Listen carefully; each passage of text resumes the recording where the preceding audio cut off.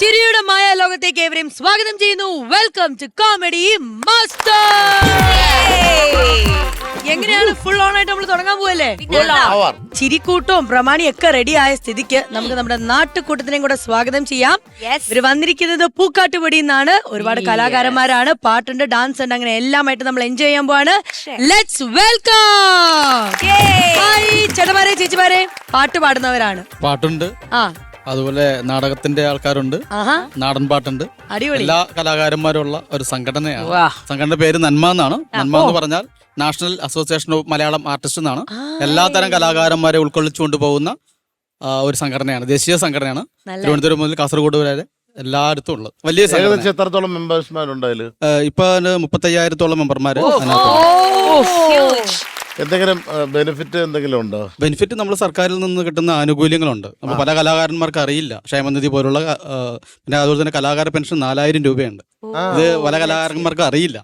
അപ്പൊ അത് വാങ്ങിക്കൊടുക്കുക, അതുപോലെ തന്നെ ചെറിയ കലാകാരന്മാരെ വലിയ വേദിയിലേക്ക് എത്തിക്കുക, ഇതൊക്കെ തന്നെയാണ് ഞങ്ങളുടെ ശ്രമങ്ങൾ. ചേട്ടന്റെ പേരെങ്ങനെയാ? എന്റെ പേര് രാജ്കുമാർ എന്നാണ്. രാജ്കുമാർ. ഓക്കെ, എല്ലാരെയും വഴിയെ നമ്മൾ പരിചയപ്പെടും. നിങ്ങളുടെ വിശേഷങ്ങളും അതുപോലെ തന്നെ പെർഫോമൻസും ഞങ്ങൾക്ക് കാണണം. ഇവിടെ നമ്മൾ ആദ്യം എന്തായാലും ഒരാൾക്ക് ഒരു സർപ്രൈസ് കൊടുക്കാൻ ഞങ്ങൾ തീരുമാനിച്ചിരിക്കുകയാണ്. അതായത് നേരത്തെ ഞാൻ പറഞ്ഞല്ലോ, ട്രെൻഡിനൊപ്പം സഞ്ചരിക്കുന്നു എന്ന് പറയുന്ന പോലെ തന്നെ ഇപ്പോഴത്തെ ഏറ്റവും hot news in the town is നമ്മുടെ സ്വന്തം ശ്വേത മേനൻ. കാരണം അമ്മയുടെ ആദ്യത്തെ വനിതാ പ്രസിഡന്റ് എന്ന് പറയുന്ന ഒരു ഹിസ്റ്ററി ക്രിയേറ്റ് ചെയ്തിരിക്കുകയാണ്. ഞാൻ എവിടെ ഒരിക്കൽ മെൻഷൻ ചെയ്തോളൂ, ഹിസ്റ്ററി എന്ന് പറയുമെങ്കിലും ദിസ് ഇസ് ഹെർ സ്റ്റോറി. അതെ, ശ്വേത ചേച്ചിക്ക് നമ്മുടെ നന്മ ടീം ഒരു ചെറിയ സർപ്രൈസ് ഒരുക്കി വെച്ചിട്ടുണ്ട്.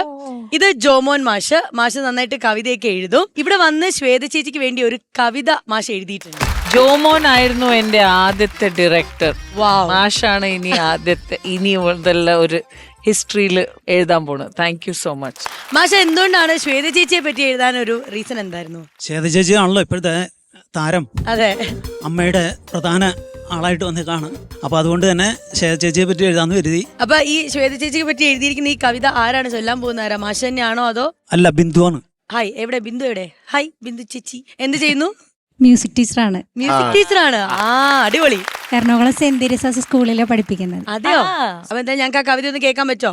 തീർച്ചയായും. റെഡി ചേച്ചി? യെസ്. വിസ്മയമാം വലയമതിൽ ഉയരും സിനിമയിലായി അമരത്തമരവധി ശ്വേതയിനി ശ്വേതമയം വൻപിൻ പുലികൾ തല താഴ്ത്തി ഉയരത്തിനി പെൺപുലികൾ ഉണരട്ടെ അമ്മയിനി പെൺമക്കൾ തൻ പ്രഭയിൽ ഉയരുമിനി അമ്മ മനം ശാശ്വതമായി വിടിനിയും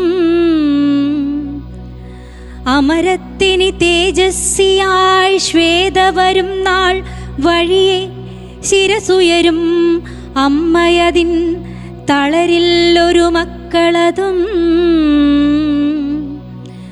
വളരട്ടെ അമ്മ മനം ശ്വേതയതിൻ കരവിരുതാൽ താഴില്ലോരു തലയിനിയും നേരുള്ളൊരു ശ്വേതയിതാ.